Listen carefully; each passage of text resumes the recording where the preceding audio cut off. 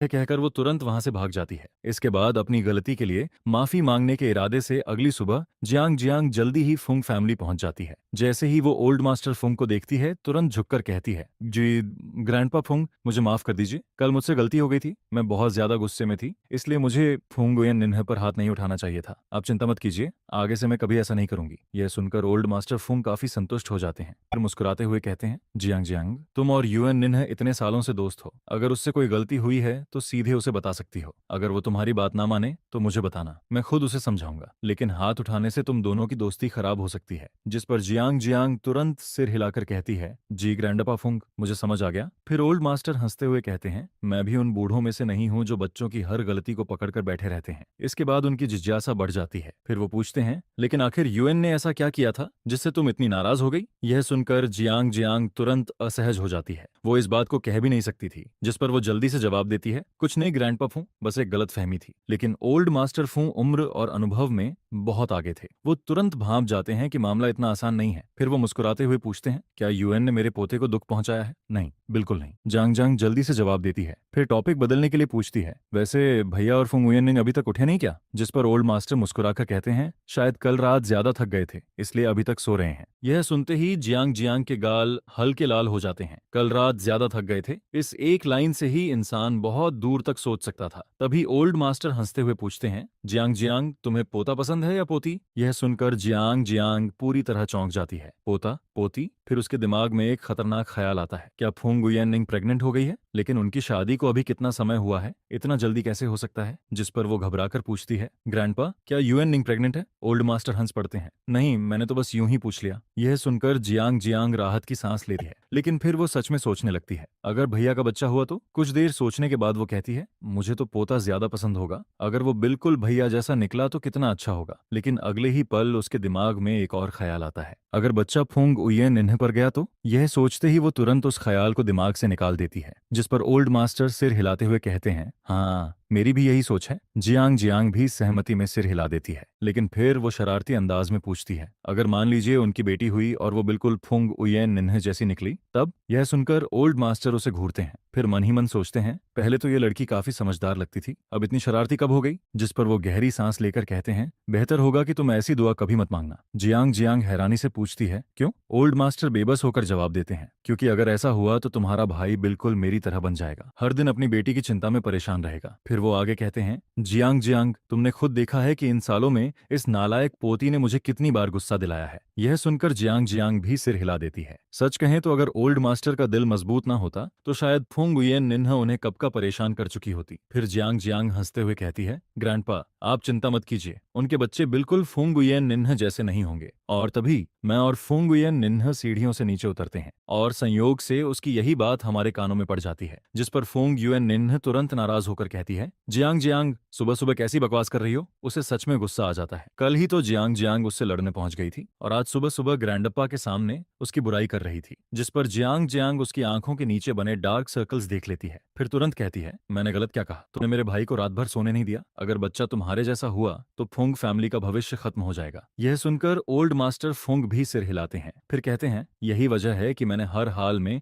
Jiang chain को वापस बुलाया। मैं चाहता हूं कि तुम दोनों के जेन्स मिलकर अगली पीढ़ी को बेहतर बनाएं। इसके बाद वो लंबी सांस लेकर कहते हैं, मेरी जनरेशन तक तो सब ठीक था, लेकिन फिर मेरा बेटा पैदा हुआ जो प्यार में पागल निकला, और उसके बाद पैदा हुई यह जिद्दी और सिरदर्द पोती। अगर अभी फैमिली में अच्छे जीन्स नहीं आए तो अगली पीढ़ी एक साथ जिद्दी भी होगी और प्यार में पागल भी, तब सच में फूंग फैमिली खत्म हो जाएगी। यह सुनकर फूंग उयेन निन्हा लगभग फट पड़ती है। ग्रैंडपा, आपका मतलब क्या है? मैं आपकी सगी पोती हूँ। जियांग जियांग मेरी बुराई कर रही है और आप उसका साथ दे रहे हैं? क्या इस घर में मेरी कोई इज्जत ही नहीं है? यह देखकर मैं उसकी तरफ देखता हूँ। उसके गाल फूले हुए थे और चेहरा नाराज बच्चे जैसा लग रहा था। जिस पर मैं अपनी बहन को समझाते हुए कहता हूँ, जियांग जियांग, अपनी भाभी के बारे में ऐसे मत बोलो। यह सुनते ही फूंग युएन निन्ह मेरी तरफ देखती है और तुरंत उसके चेहरे पर संतोष आ जाता है। वो मन ही मन सोचती है, गलत सोच रही थी मैं। जब तक जियांग चेन मेरे साथ है इस घर में मेरी पोजीशन बनी रहेगी। उधर जांग जांग मुझे और फुंग उयन निन को बारी बारी से देखती है। भाभी, यह शब्द उसके लिए अभी भी काफी अजीब था। फिर वो मुंह बनाकर कहती है, मैं अभी भी यह शब्द बोलने की आदत नहीं डाल पाई हूँ। जिस पर फुंग उयन निन्हा पूछती है, वैसे सुबह सुबह यहाँ आई क्यों हो? जियांग जियांग तुरंत जवाब देती है, मैं अपने भाई से मिलने आई हूँ। यह सुनकर फुंग उयन निन्हा राहत की सांस लेती है, क्योंकि एक पल के लिए उसे लगा था कि जियांग चेन ने सच में जियांग जियांग को उसकी पिटाई के लिए बुलाया है। इसके बाद सभी लोग साथ बैठकर ब्रेकफास्ट करते हैं। फिर मैं और फुंग युन निन्हा अलग अलग कार्स लेकर ऑफिस जाने की तैयारी करते हैं, लेकिन जियांग जियांग अचानक जिद पकड़ लेती है, मैं भाभी की कार में जाऊंगी। जिस पर फुंग उयन निन्हा तुरंत मना कर देती है, हम दोनों का रास्ता अलग है, तुम अपने भाई के साथ जाओ। आखिर जियांग ग्रुप और फुंग ग्रुप अलग अलग दिशाओं में थे, लेकिन जियांग जियांग जिद्दी अंदाज में कहती है, मुझे कुछ नहीं पता, मैं तो आपके साथ ही जाऊंगी। यह सुनकर फुंग उयन निन्हा बेबस हो जाती है और आखिरकार कार स्टार्ट कर देती है। रास्ते में जियांग जियांग पैसेंजर सीट पर बैठी हुई कहती है, क्या आप थोड़ा कंट्रोल नहीं कर सकती? जिस पर फुंग उयन निन्हा उलझकर पूछती है, किस चीज पर कंट्रोल? जियांग जियांग तुरंत जवाब देती है, मेरे भाई दिन भर कंपनी के काम में बिजी रहते हैं, रात को तो उन्हें आराम करने दो। यह सुनते ही फुंग उयन निन्हा का चेहरा लाल पड़ जाता है, लेकिन वो बिल्कुल पीछे नहीं हटती। फिर सीधे कहती है,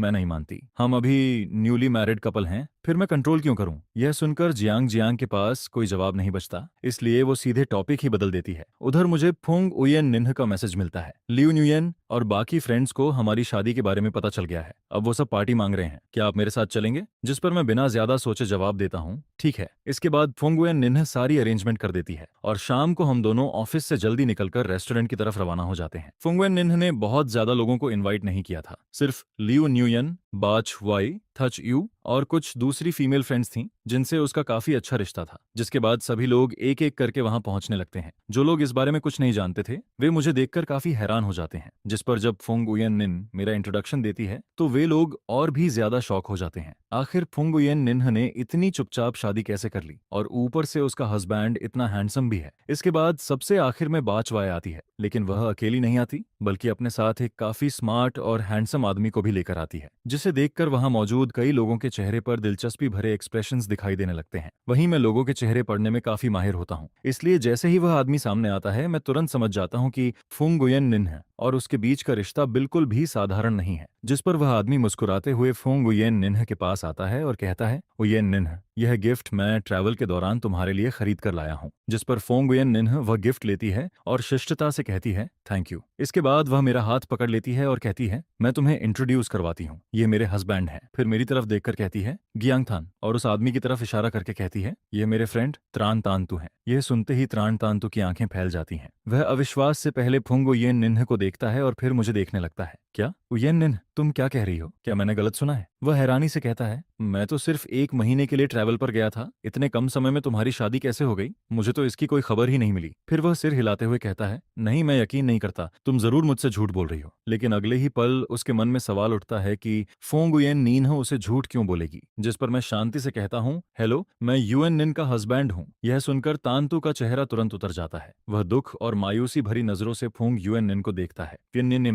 यूएन निन, ये क्या कह रही हो तुम? तुम्हारा तो बॉयफ्रेंड भी नहीं था, फिर अचानक हस्बैंड कहाँ से आ गया? फिर वह शक भरी नजरों से मुझे देखकर कहता है, क्या सिर्फ मुझे रिजेक्ट करने के लिए तुमने किसी को पैसे देकर एक्टिंग करने के लिए बुलाया है? जिस पर फुंग उयन निन्ह ठंडे स्वर में कहती है, नहीं, मैंने सच में शादी की है, हम दोनों मैरिज सर्टिफिकेट भी ले चुके हैं और यह जियांग जियांग के बड़े भाई हैं। ट्रांतांतु अक्सर जियांग जियांग के ग्रुप के साथ घूमता था, इसलिए वह उसे अच्छी तरह जानता था। जिसके बाद वह ध्यान से मुझे देखने लगता है। उसे साफ दिखाई देता है कि मेरी और जियांग जियांग की शक्ल में काफी समानता है और वह यह भी जानता है कि मेरे फैमिली बैकग्राउंड वाला इंसान किसी बेकार ड्रामा में हिस्सा नहीं लेगा, वरना बाद में अपर क्लास सर्कल में उसकी रेपुटेशन खराब हो सकती है। जिस पर उसे आखिरकार मानना पड़ता है कि हमारी शादी सच में हो चुकी है। यह एहसास होते ही उसकी आंखें लाल हो जाती हैं। उसके मन में पछतावा भर जाता है, काश मैं ट्रैवल पर नहीं गया होता। अगर मैं यहीं होता तो शायद मुझे पहले ही पता चल जाता कि फुंग उयन निन्ह शादी करने वाली है। शायद मैं इसे रोक भी सकता था। वहीं फुंग उयन निन्ह के चेहरे पर नाराजगी साफ दिखाई देने लगती है। वह सीधे कहती है, आज शादी के बाद पहली बार हमने सबको डिनर पर बुलाया है, इसलिए माहौल खराब मत करो। अगर तुमने हद पार की तो मुझे तुम्हें यहाँ से जाने के लिए कहना पड़ेगा। जिसके बाद सभी मेहमान आ चुके होते हैं और सब लोग डिनर शुरू कर देते हैं। हर कोई हमें लगातार शुभकामनाएं देने लगता है, जिससे पूरा माहौल काफी अच्छा बना रहता है। हालांकि ट्रान तान तो खुश नहीं होता, लेकिन वह कोई बवाल भी नहीं करता। वह बस अपनी सीट पर बैठा रहता है। कभी फुंग उयन निन्ह को देखता है तो कभी मुझे देखने लगता है। वहीं जब कभी मेरी नजर उस पर पड़ती है तो मैं भी उसकी तरफ देखने लगता हूँ। यह देखकर फुंग उयन निन्ह के मन में हल्की बेचैनी पैदा होने लगती है।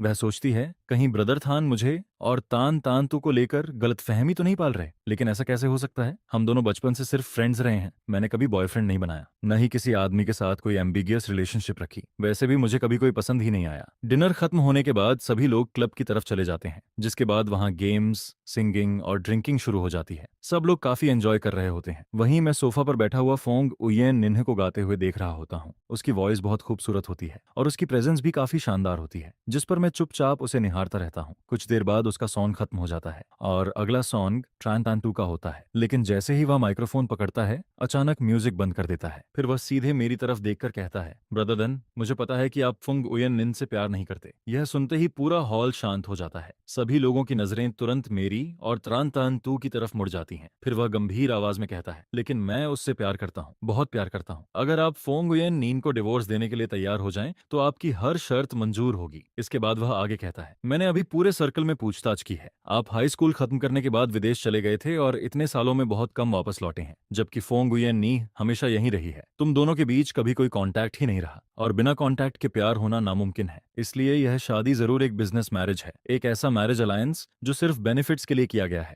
और अगर ये सब बेनिफिट्स के लिए है, तो मैं भी बेनिफिट्स देकर आपको डिवोर्स के लिए मना सकता हूँ। यह सुनकर फुंगुयेन निन्ह गुस्से से भर जाती है। उसकी आंखों में साफ नाराजगी दिखाई देती है। तुम कैसी बकवास कर रहे हो? लेकिन ट्रान तान तो पूरी गंभीरता से कहता है, फुंगुयेन निन्ह, वह तुमसे प्यार नहीं करता और तुम भी उससे प्यार नहीं करती। ऐसे रिलेशनशिप में कभी हैप्पीनेस नहीं मिलती। मैं तुम्हें बचाने की कोशिश कर रहा हूँ। जिस पर फुंगुयेन नीन उसे घूरते हुए कहती है, क्या तुम खुद को सेवियर समझते हो? मुझे बचाने चले हो? यह सुनकर तान तांतु का दिल और टूट जाता है, क्योंकि वह साफ महसूस कर लेता है कि फुंगुयेन नीन अब मुझसे प्यार करने लगी है। उसका दिल पूरी तरह मेरी तरफ झुक चुका है और अब वह उसे अपनी बातों से नहीं मना सकता। जिसके बाद वह फिर मेरी तरफ देखता है। मैं मुस्कुराकर पूछता हूँ, तो क्या कोई भी कंडीशन चलेगी? यह सुनते ही फुंगुयेन निन्ह चौंक कर मेरी तरफ देखती है। ब्रदर थन, आपका क्या मतलब है? उसके मन में डर पैदा हो जाता है। कहीं ये सच में डिवोर्स के लिए तैयार तो नहीं हो गए? वह मन ही मन सोचती है, अगर इस आदमी ने मुझे डिवोर्स देकर सेकंड हैंड वाइफ का टैग दे दिया, तो मैं इसे कभी माफ नहीं करूंगी। जिस पर मैं मुस्कुराते हुए अपनी कीमत बताता हूँ, 100 बिलियन। मुझे स्टॉक्स नहीं चाहिए, मुझे एंटिक्विज और ज्वेलरी भी नहीं चाहिए, मुझे सिर्फ कैश और रियल एस्टेट चाहिए। ये सुनते ही आसपास बैठे लोग हक्के बक्के रह जाते हैं। वहीं फुंगुयेन निन्ह के पास बैठी एक लड़की उसे हल्का सा धक्का देकर मजाक में कहती है, फुंग फैमिली की यंग लेडी तो बड़ी महंगी निकली। जिस पर फुंगुयेन निन्ह उसे घूर कर देखती है। वहीं तान तान तो पूरी तरह चुप हो जाता है। उसका चेहरा बेहद बदसूरत हो चुका होता है। कुछ देर बाद वह मुश्किल से कहता है,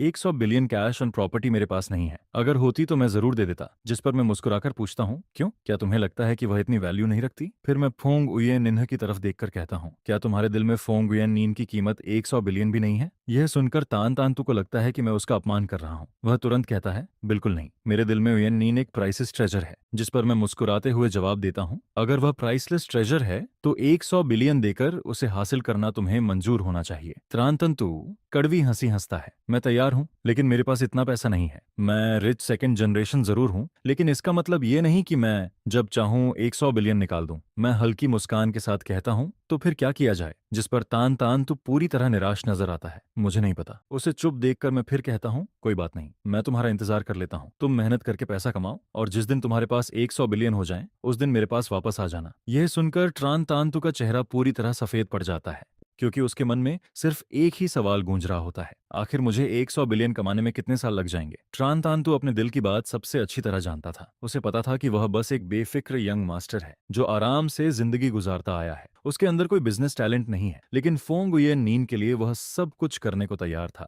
जिस पर तान तांतु दांत भींचकर कहता है, यह बात आपने खुद कही है, आप मेरा इंतजार कीजिए। जिस दिन मैं 100 बिलियन कमा लूंगा, उस दिन मैं यह रकम आपको दूंगा और आप फोंगुयेन नीन को डिवोर्स दे देंगे। जिस पर मैं सिर हिलाते हुए कहता हूँ, ठीक है। फिर मैं आसपास मौजूद लोगों की तरफ देखकर कहता हूँ, तुम सब इस बात के विटनेस हो? जिसके जवाब में सभी लोग हंसते हुए कहते हैं, बिल्कुल, हम सब गवाह हैं। फिर कोई मजाक उड़ाते हुए कहता है, त्रान तान तू, तुम्हें मेहनत करनी पड़ेगी, जल्दी से 100 बिलियन कमा लो, वरना कुछ दशकों बाद जब फोंगुयेन निन्ह बूढ़ी हो जाएगी, तब 100 बिलियन देकर उसे हासिल करने का क्या फायदा रहेगा? यह सुनते ही फोंगुयेन निन्ह पास रखी फ्रूट प्लेट से एक सेब उठाकर उसकी तरफ फेंक देती है। तुम खुद बूढ़े और बदसूरत हो जाओगे। जिस पर वह लड़की आसानी से सेब पकड़ लेती है, एक बाइट लेती है और जोर से हंस पड़ती है। वाकई 100 बिलियन की यंग लेडी का रुतबा ही अलग है। वैसे यह फ्रूट किसने काटा है? इतना स्वीट कैसे है? 100 बिलियन की यंग लेडी के हाथों की कीमत ही शायद 1 बिलियन से ज्यादा होगी। फिर मीठा तो होना ही था। जिस पर आसपास बैठे लोग भी हंसने लगते हैं। तभी ट्रान तांतु पूरी ईमानदारी से कहता है, ओ यन्नन,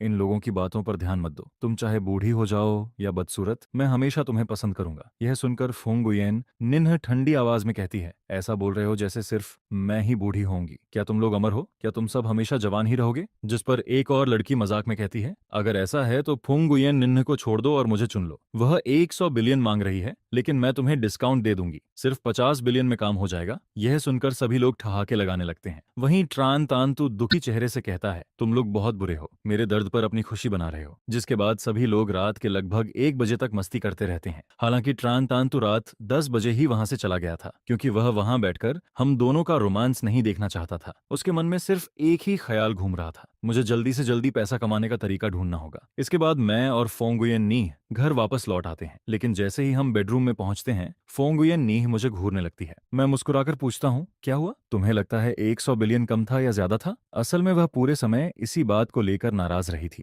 जिस पर वह होंठ फुलाकर कहती है, मजाक मत करो, तुम जानते हो कि ट्रान तान तो कभी 100 बिलियन नहीं ला सकता। मैं हंसते हुए कहता हूँ, हाँ यह तो सही है। लेकिन वह तुरंत पूछती है, और अगर वह सच में 100 बिलियन ले आया तो? अगर किसी दिन वह सचमुच इतना पैसा कमा ले तो? ये कहते हुए उसकी नजरें मेरे चेहरे पर टिक जाती हैं। वहीं मेरी नजर उसके गुलाबी होंठों पर चली जाती है। मेरा गला हल्का सा हिलता है। फिर मैं जानबूझकर कहता हूँ, अगर वह सच में 100 बिलियन लेकर आ गया तो मुझे मजबूरी में वह रकम स्वीकार करनी पड़ेगी। यह सुनते ही फोंगुयन नींग गुस्से से मेरे सीने पर मुक्का मार देती है। ग्यांग थान, तुम बहुत बुरे हो, क्या तुम सच में मुझे बेचने वाले हो? जिस पर मैं उसका हाथ पकड़ लेता हूँ और धीरे से उसे अपनी बाहों में खींच लेता हूँ। उसके सिर को अपने सीने से लगाकर मैं उसकी हल्की फूलों जैसी खुशबू महसूस करने लगता हूँ, और पता नहीं क्यों मेरा दिल अचानक नरम पड़ जाता है। फिर मैं उसके कान के पास धीरे से कहता हूँ, दुनिया में किसी को भी बेच सकता हूँ, लेकिन तुम्हें कभी नहीं। मेरी फोंग फैमिली की यंग लेडी तो प्राइसेस है। यह सुनकर उसके चेहरे पर हल्की मुस्कान आ जाती है, लेकिन वह फिर भी नखरे करते हुए कहती है, अभी क्लब में तो ऐसा नहीं बोल रहे थे, वहां तो मुंह खोलते ही 100 बिलियन मांग रहे थे। मुझे तो लगता है तुम पैसे के पीछे पागल हो गए हो। जिस पर मैं हंस देता हूँ और उसके मुलायम गाल को हल्के से छूते हुए कहता हूँ, मैं तुम्हारी प्रॉब्लम सॉल्व कर रहा था। जिस किसी की भी नजर तेज है वह समझ सकता है कि ट्रान तान तो तुम्हें पसंद करता है। अगर उसे पूरी तरह उम्मीद से बाहर नहीं किया जाता तो वह आगे भी तुम्हारे पीछे घूमता रहता। यह सुनकर फुंग उयेन नी कुछ सेकंड चुप रहती है, फिर धीरे से मेरी शर्ट पकड़ लेती है और धीमी आवाज में कहती है, लेकिन हमारे बीच कुछ भी नहीं था, हम सिर्फ फ्रेंड्स थे। मैंने कभी उसके बारे में वैसे नहीं सोचा। जिस पर मैं उसकी लाल होती आंखों को देखकर मुस्कुरा देता हूँ। मैं उससे कहीं ज्यादा उसे समझता था। ऊपर से देखने पर वह एक घमंडी यंग लेडी लगती थी, लेकिन असल में उसका दिल बहुत साफ और मासूम था। वह हमेशा अपने आसपास के लोगों के साथ दूरी और रिश्तों की सीमा साफ रखती थी। पहले भी जब जियांग जियांग ने उसे गलत समझकर कंपनी के नीचे परेशान किया था, तब मैं यह बात समझ गया था। वह देखने में जिद्दी लगती थी, लेकिन उसने कभी जानबूझकर किसी का दिल नहीं दुखाया। यहाँ तक कि लियो न्यूयन और थैक यू जब उसे ड्रिंक पिलाने के लिए मजबूर करते थे, तब भी वह बस कुछ शिकायतें करती थी, लेकिन दिल में बात नहीं रखती थी। वहीं शुरुआत में मैंने उससे शादी सिर्फ फूंग ओल्ड मास्टर की वजह से की थी। मैं फूंग फैमिली की मदद करना चाहता था और अपने ग्रैंडफादर की आखिरी इच्छा भी पूरी करना चाहता था। मैं चाहता था कि वह मैच्योर बने और फूंग फैमिली का फ्यूचर संभाले। लेकिन जितना ज्यादा समय मैं उसके साथ बिताता गया, उतना ही मुझे महसूस होने लगा कि यह लड़की वैसी बिल्कुल नहीं है जैसा लोग उसे समझते हैं। सब लोग उसे बिगड़ी हुई रिच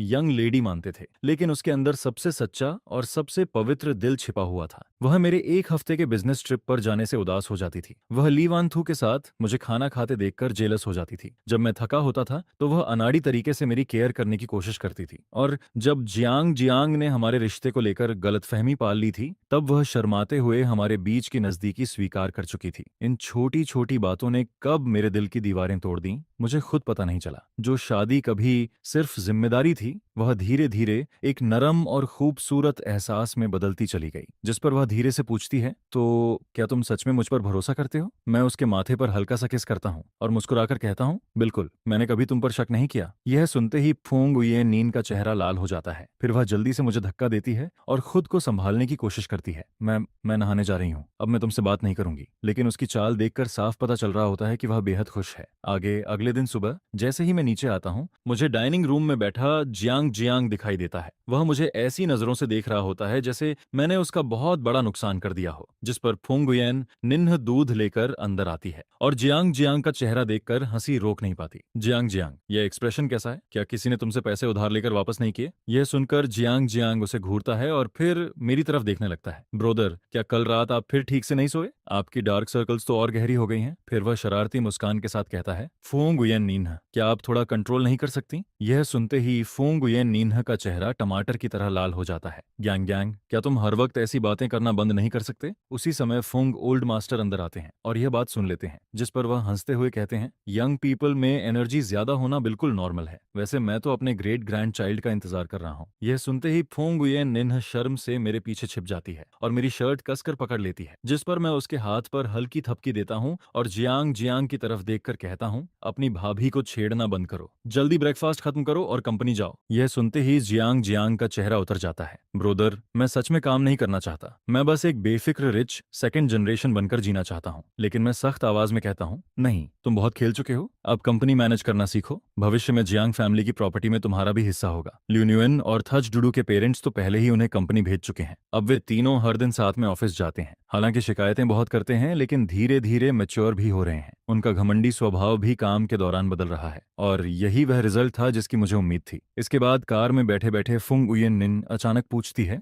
वैसे उस समय तुमने मुझसे शादी करने के लिए हाँ क्यों कहा था? यह सुनते ही स्टीयरिंग पकड़ने वाला मेरा हाथ एक पल के लिए रुक जाता है। मैं उसकी तरफ देखता हूँ और धीरे से पूछता हूँ, क्या तुम सच सुनना चाहती हो? जिस पर वह सिर हिलाती है। वहीं मैं हल्की सांस छोड़ते हुए कहता हूँ, सच ये है कि शुरुआत में ग्रैंडफादर ने मुझे ढूंढा था। जो कंडीशंस उन्होंने रखी थी उन्हें मैं मना नहीं कर सकता था और मैंने ग्रैंडफादर से 2 वादे भी किए थे। पहला, तुम्हें एक बेहतर इंसान बनाना, और दूसरा, फुंग फैमिली के लिए एक हेयर देना। लेकिन अब मैं उसकी आंखों में देखते हुए कहता हूँ, अब मैं सिर्फ तुम्हारे साथ एक शांत और खुशहाल जिंदगी जीना चाहता हूँ। उयेन निन्ह, अब यह रिश्ता किसी बेनिफिट की वजह से नहीं है, न किसी प्रॉमिस की वजह से, यह सिर्फ तुम्हारी वजह से है। यह सुनते ही फुंग उयेन निन्ह अचानक सिर उठाकर मेरी तरफ देखने लगती है। उसकी आंखों में हैरानी साफ दिखाई दे रही होती है, साथ ही थोड़ा अविश्वास भी। वह धीरे से पूछती है, क्या तुम सच कह रहे हो? जिस पर मैं मुस्कुराकर जवाब देता हूँ, हाँ हाँ बिल्कुल सच। मुझे तुम्हारा घमंडी अंदाज पसंद है, मुझे तुम्हारी मासूमियत पसंद है, मुझे तुम्हारा वह स्वभाव पसंद है जहाँ तुम मुंह से कुछ और बोलती हो लेकिन दिल में कुछ और होता है, और सबसे ज्यादा मुझे तुम्हारे साथ बिताया हर पल पसंद है। ये कॉन्ट्रैक्ट मैरिज मेरे लिए बहुत पहले ही रियल मैरिज बन चुकी है। यह सुनते ही उसकी आंखें लाल होने लगती हैं। फिर वह हल्की शिकायत भरे स्वर में कहती है,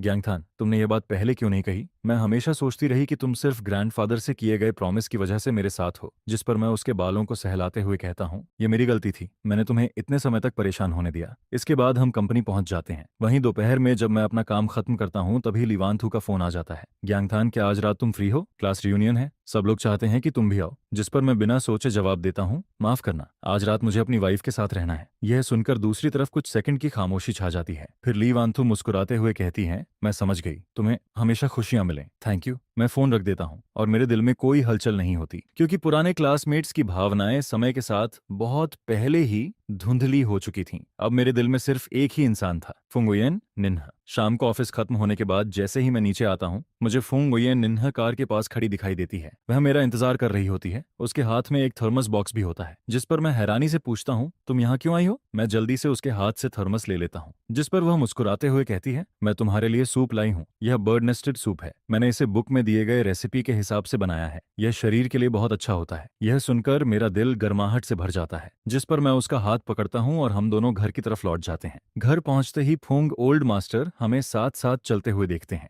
जिस पर उनके चेहरे पर बड़ी मुस्कान आ जाती है। फिर वह कहते हैं, वेडिंग की सारी तैयारी हो चुकी है, 2 महीने बाद सेरेमनी होगी। मैं चाहता हूँ कि पूरे सिटी को पता चले कि तुम फुंग फैमिली के ऑफिशियल सन इन लॉ हो। जिस पर मैं सम्मान से जवाब देता हूँ, सब कुछ आपकी अरेंजमेंट के अनुसार होगा ग्रैंडफादर। रात को जब हम बेड पर लेटे होते हैं तब फुंग उयेन निन्ह मेरे सीने से लगकर धीरे से कहती है, पहले मुझे लगता था कि मैरिज सिर्फ एक बंधन है और ग्रैंडफादर द्वारा दिया गया एक टास्क है, लेकिन अब उसके चेहरे पर मुस्कान आ जाती है। अब मुझे बहुत खुशी महसूस होती है और आगे मैं इससे भी ज्यादा खुश रहूंगी। फिर वह अचानक सिर उठाकर चमकती आंखों से कहती है, वैसे मैं इन दिनों कंपनी में ट्रेनिंग ले रही हूँ। ग्रैंडफादर कह रहे थे कि मेरी प्रोग्रेस बहुत तेज है, भविष्य में मैं तुम्हारी मदद भी कर सकूंगी। यह सुनकर मैं मुस्कुरा देता हूँ। मेरी यूएन निन्ह सबसे बेस्ट है। वह यंग लेडी जो कभी सिर्फ पार्टीज और फन के बारे में सोचती थी, अब धीरे धीरे मैच्योर हो चुकी थी। अब वह अपने दम पर जिम्मेदारियां संभालने लगी थी और इस तरह फुंग गोल्ड मास्टर से किया गया मेरा वादा भी आखिर पूरा हो चुका था। इसके इसके बाद समय धीरे धीरे आगे बढ़ता रहता है। लियू न्यूयन, थचू और जियांग जियांग भी कंपनी में स्टेबल होने लगते हैं। उनका पुराना घमंड धीरे धीरे गायब हो जाता है और वे पहले से ज्यादा समझदार बन जाते हैं। वहीं ट्रांतान तो भी अब फुंगुयन निन्ह को परेशान नहीं करता। कभी किसी इवेंट में मुलाकात हो भी जाए तो बस सिर हिलाकर ग्रीटिंग कर लेता है। उसने आखिरकार अपनी ऑब्सेशन छोड़ दी थी। दूसरी तरफ ली वान थू को भी अपनी खुशी मिल चुकी थी और अब उसका हमारी जिंदगी से कोई लेना देना नहीं था, जिस पर धीरे धीरे